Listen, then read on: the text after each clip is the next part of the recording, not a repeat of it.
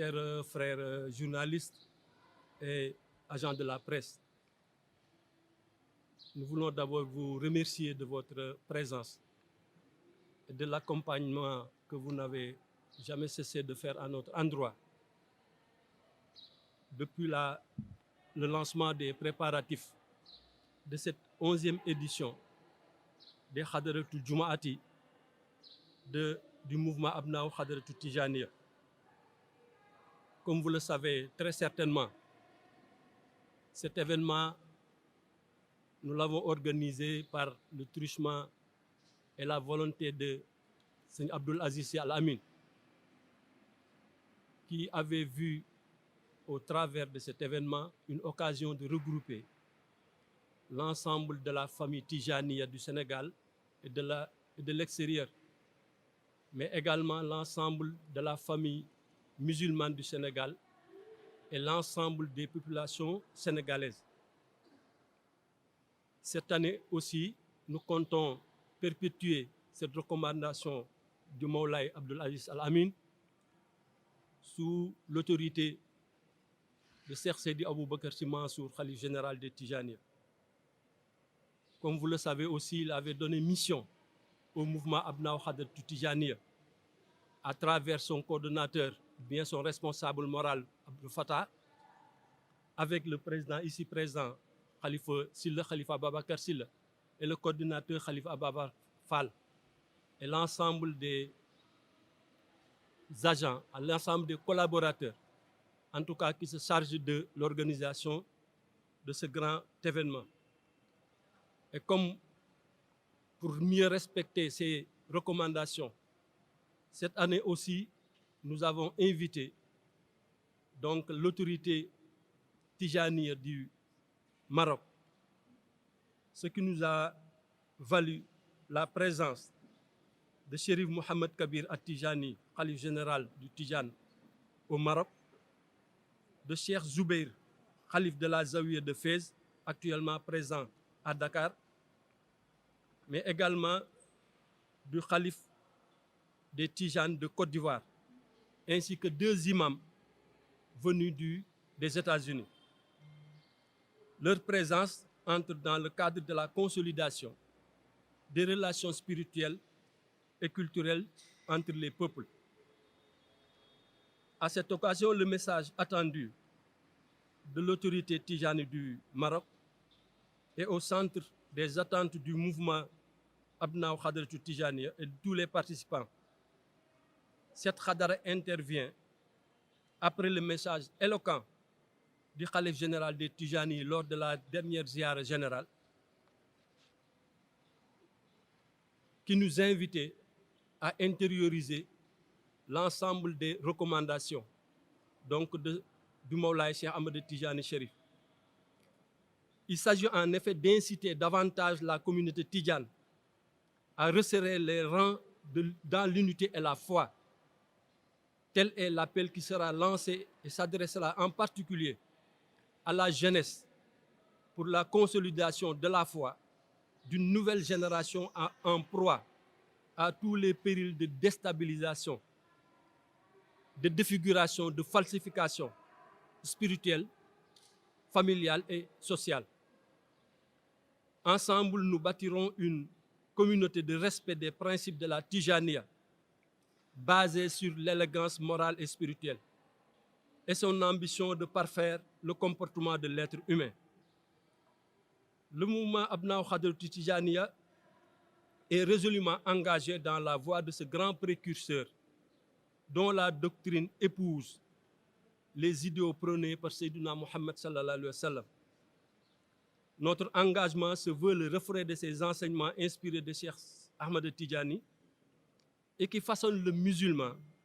et l'écarte des déviations, autres tares et vices de la société. Le talibé Tidjane doit être en effet un modèle, un exemple dans la citoyenneté, le civisme. Et ensemble, nous serons aussi solidaires pour partager nos joies et nos peines. Ainsi, nous convions tous les musulmans à venir partager la plus grande fraternité dans la prière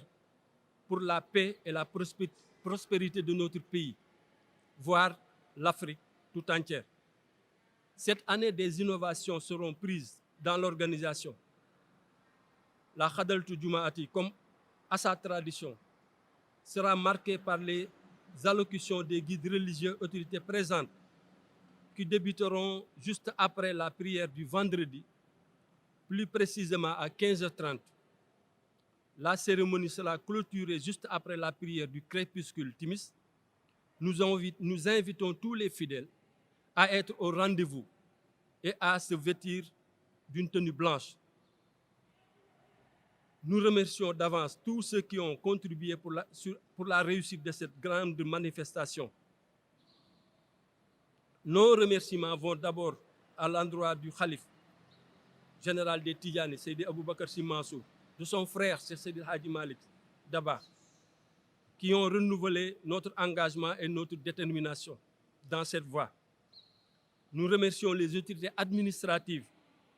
qui nous ont facilité la tenue de cette manifestation en apportant des solutions à tous les problèmes qu'on leur avait soumis. Nos remerciements vont aussi à l'endroit des différents acteurs et organisations de la société sénégalaise. Mesdames et messieurs de la presse, nous sommes très honorés par votre présence à l'occasion de cette rencontre. Et nos salutations et remerciements vont particulièrement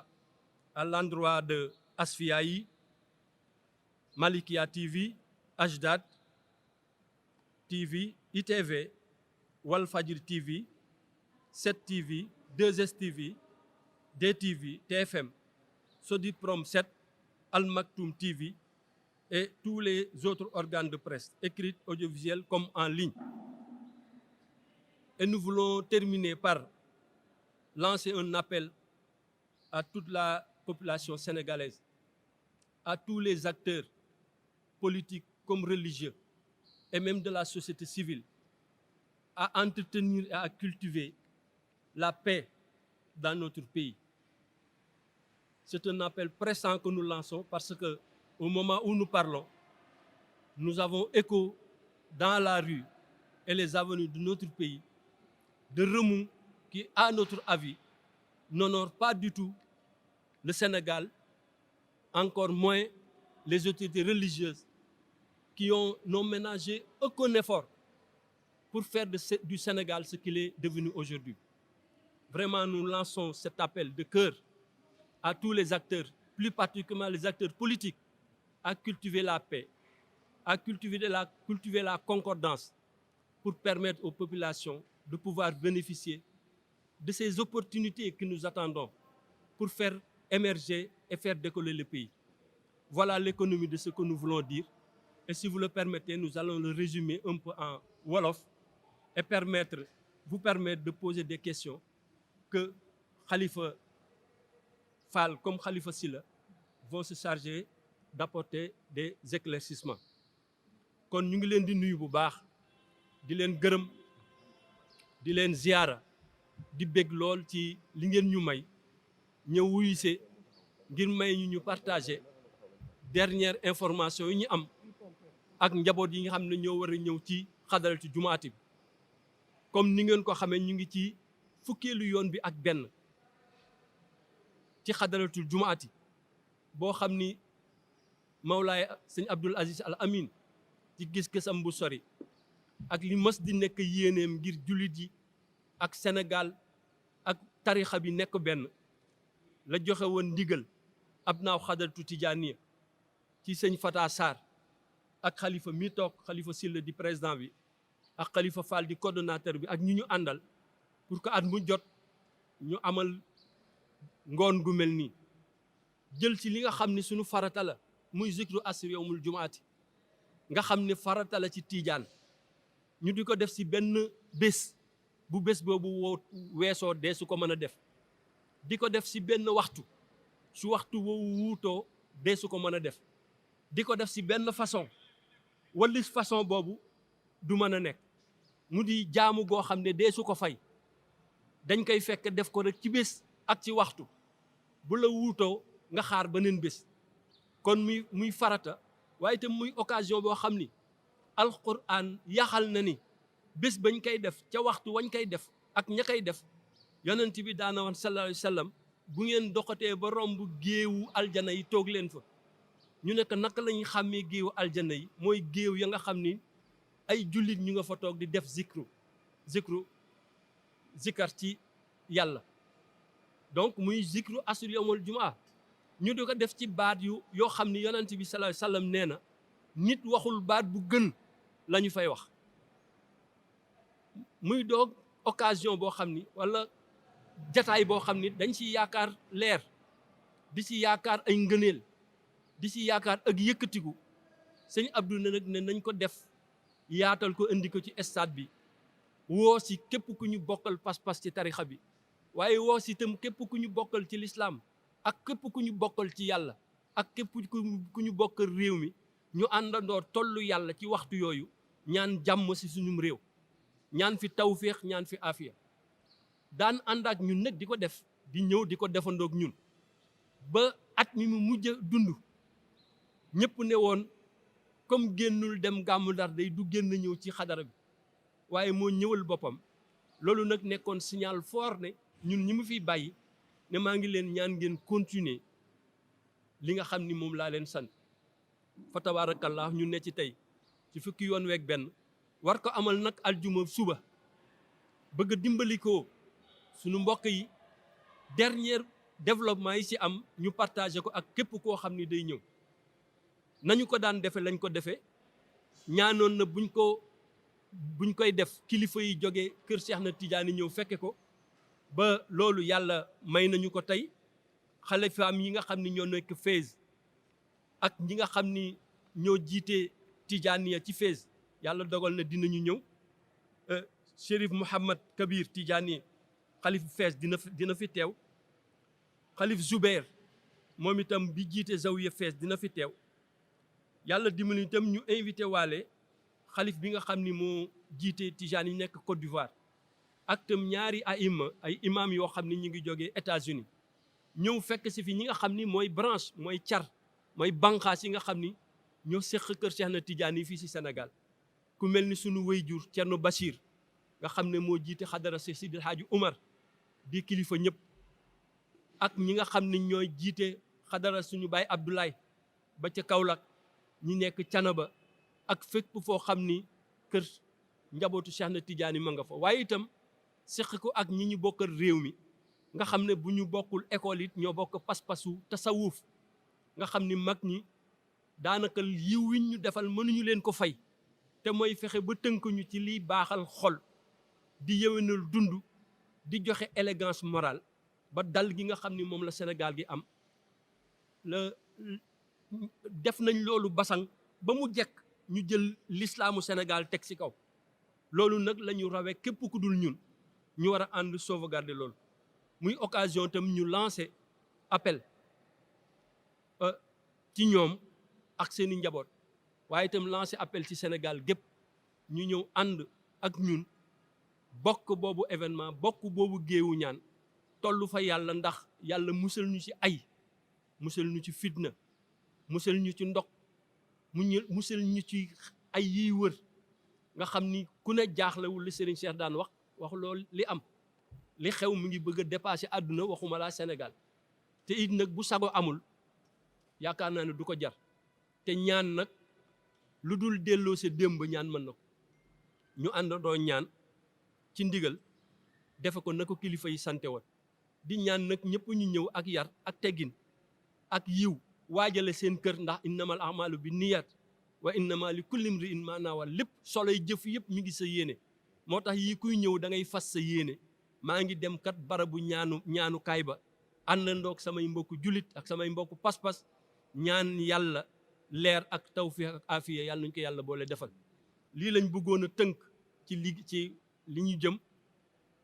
di ñaan nag yi xew yëpp, di ñaan lancer appel képp koo xam ni force vive nga ci réew mi, ñu delloo si sago, lu ne ñu ute ko sago. lu waay ne dinaa ko def da nga ko fekk, lu waay fekkul doo ko def. lu waay ne dinaa ko def da nga ko tal, boo ko fekkul da nga ko tal. te it lu waay di wut jàmm moo ko gën, ndax la rahmatullahi alayhi sëñ Abdou Lahad daan wax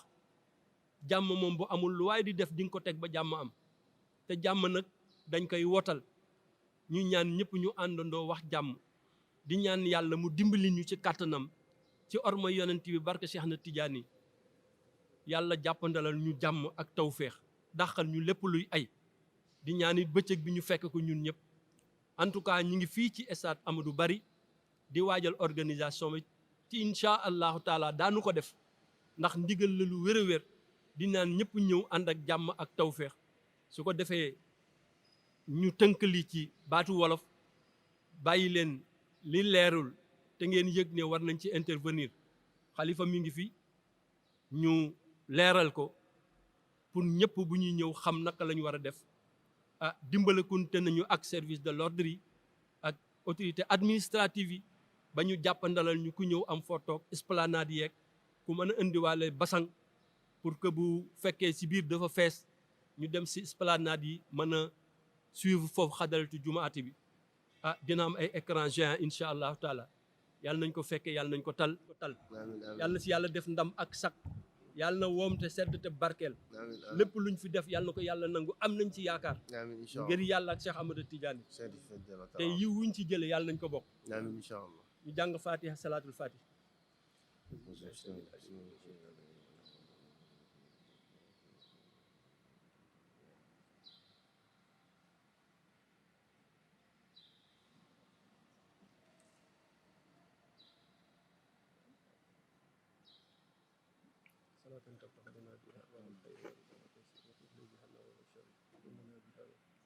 أنت ولينا مولانا فنعم المولى سبحان ربك رب العزة وسلام على المرسلين والحمد لله رب العالمين. Barke Cheikh Khalifa. Félicitations président. Sincèrement